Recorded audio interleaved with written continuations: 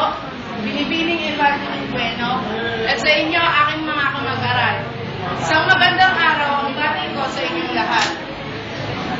Ngayon, ang araw ng paglalahad ng bawat isa sa atin na kani-kanilang salawin at opinyon batay na rin sa mga napapanahong issue. Ngayon ang araw ng talumpatian.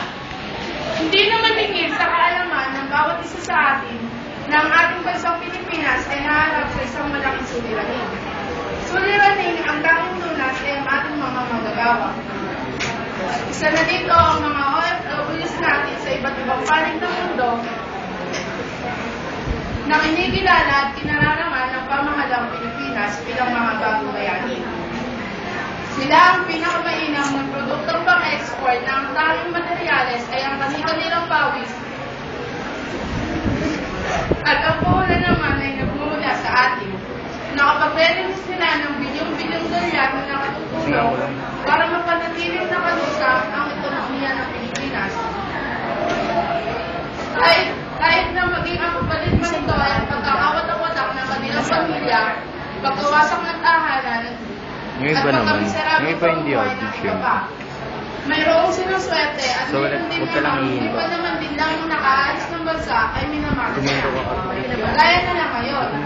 Sunod-sunod na trahedya ang naiulat nitong mga nagdaang araw na kinasasangkutan ng mga Pinoy na nagtatrabaho sa iba't ibang panig ng mundo.